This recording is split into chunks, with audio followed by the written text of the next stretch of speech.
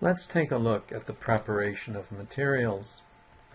The way in which you prepare the materials will have a pronounced effect on the manner in which they dry. This, in turn, can influence the quality and finished product attributes. Care at this stage of the process will lead to better results in the end. Good manufacturing practices, also called GMPs, must be followed at each step, and GMPs include things like general sanitation and housekeeping. Of course, cleanliness is imperative. All surfaces and equipment must be clean and should be sanitized with a chlorine solution, which can be easily made from household bleach if you follow the directions on the label or look up instructions on the internet. You also need to wash the incoming raw materials to remove any loose debris that might be clinging to their surfaces. Washing will also help remove insects and other surface contamination. Some processors use a mild chlorine rinse followed by a freshwater rinse, and all water used in the processing area must of course be potable. That is, it must be drinkable. Windows should be screened to keep insects out of the processing area, and no animals, including pets, should be allowed in the processing area. And the list goes on. Cross-contamination is a major area of concern. You do not want incoming raw material to contact your finished product, and this is what we mean by cross-contamination, where the finished product can be recontaminated by microorganisms that are present on the incoming raw materials. Workers handling raw materials should not be handling finished products without taking proper sanitary precautions. Hand washing is a key factor in preventing cross-contamination and the spread of microorganisms in general. Try to have a logical flow of materials through your processing area, even if you are doing things in your home.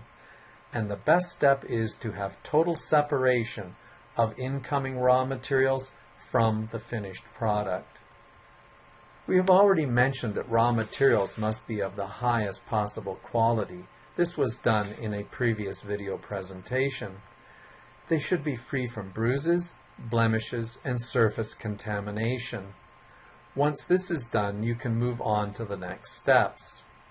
So let's begin preparing the raw materials. A basic understanding of how drying occurs is necessary in order to understand how to prepare your raw materials. We'll look at this in a future presentation, but right now we can make some generalizations. For now, it will suffice to know that moisture is generally removed from the surface of the material.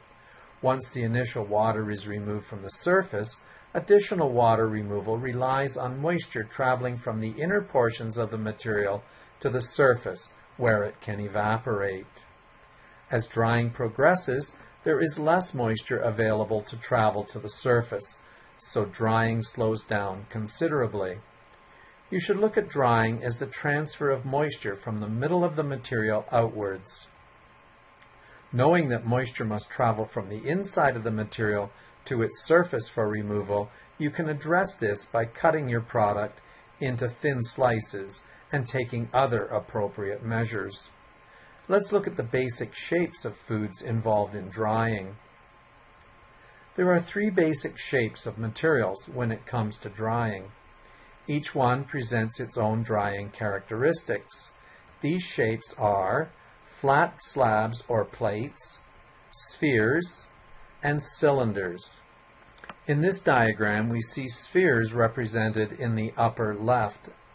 Cylinders are shown by the diagram in the upper right, and flat plates or slabs are shown across the bottom of the diagram. Some materials may be dried on the basis of all three shapes.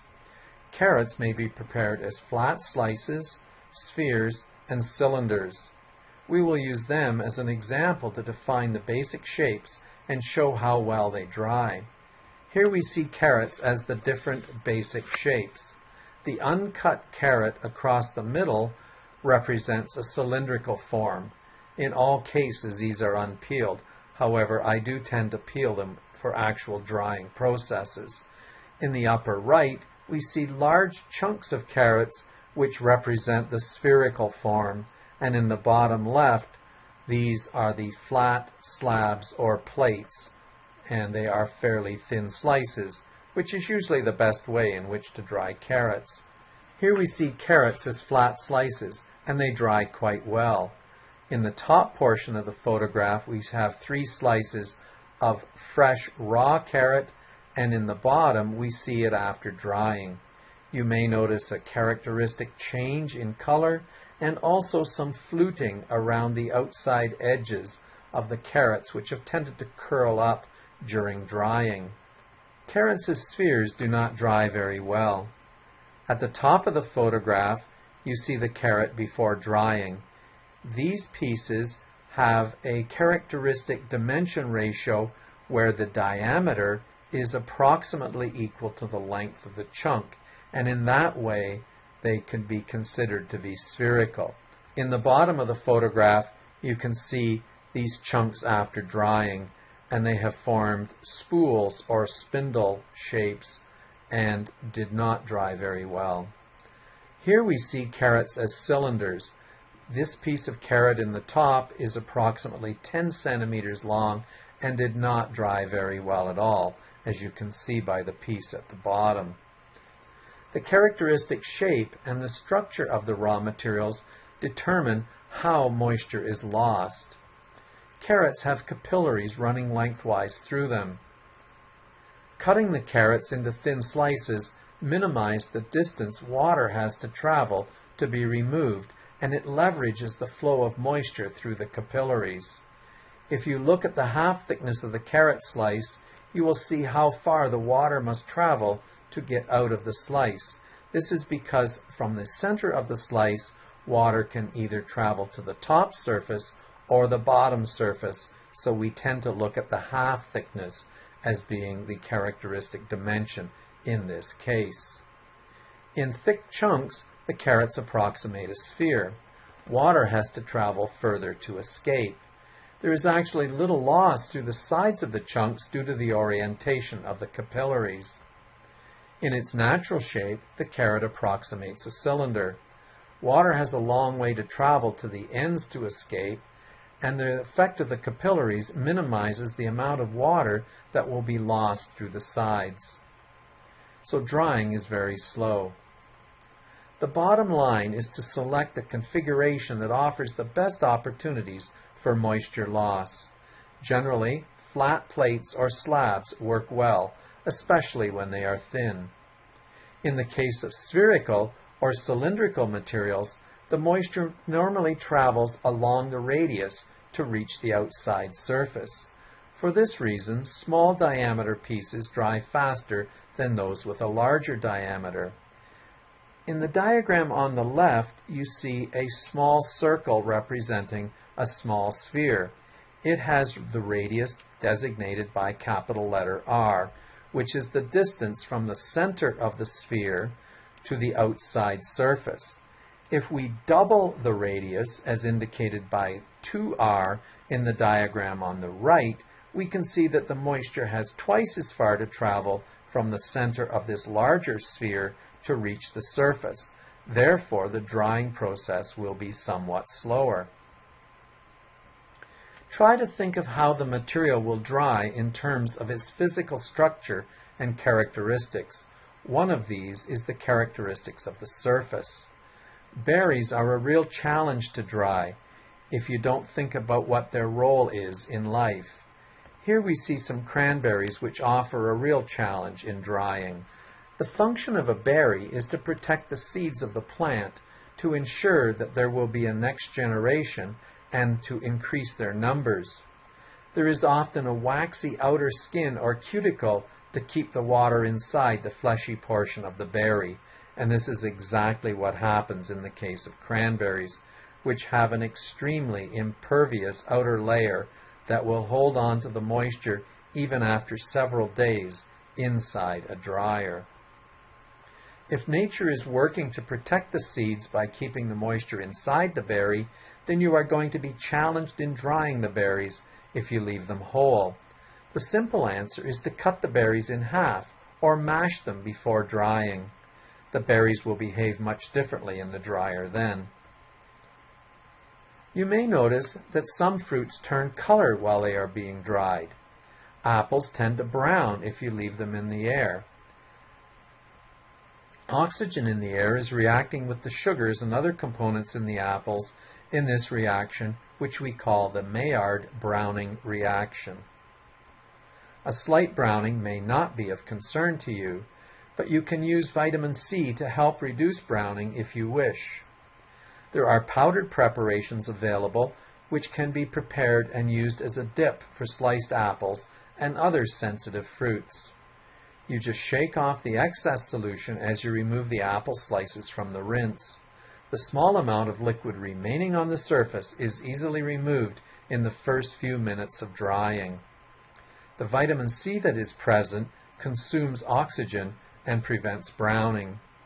If you prefer, you can use fresh lemon juice, which is rich in vitamin C, or you can use lemon juice concentrate. It will not make your apples or mangoes or any other product taste like lemons. Now we can look at loading the dryer. With sliced material, it is easy to position the pieces in the dryer. You simply place them side by side on the racks in the dryer so that they are spread evenly and are not touching each other or overlapping. Here we see some carambola or star fruit which I have spread on the inside of my dryer on the rack, and you can see that none of these pieces are actually touching each other and none is overlapping with its neighbor. Shredded or mashed material is more awkward to handle. First, you may need to place a mesh on the drying rack to prevent the material from falling through the openings. You may have to do this with small particles as well.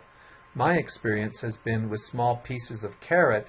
As they dry, they will shrink in size and fall through the racks, so I tend to use plastic mesh with them as well. Here we see some mashed material on the plastic screens inside the dryer, awaiting the start of the drying process. Then you will need to spread the mashed or shredded material as evenly as possible on the mesh without getting any excessively thin or thick spots that will alter the uniformity of the drying process. With mashed material, you may also have to stir the drying bed occasionally during drying. Now let's look at the test for doneness. You will need to check your dryer regularly once the product is approaching its final stages of drying. Each product will have its own attributes to indicate that it has been dried satisfactorily. Here we see some ginger slices spread on plastic mesh ready to be dried. After drying, the product should be stored properly in sealed, airtight containers and placed in a cool, dark location. The sealed, airtight containers will prevent air and moisture from contacting the dried product, which can alter its characteristics, and the oxygen in the air can cause negative reactions to take place. By storing it in a dark location, any effects of sunlight can be minimized, and of course the coolness will help to reduce the rate of deterioration of your product. Thank you.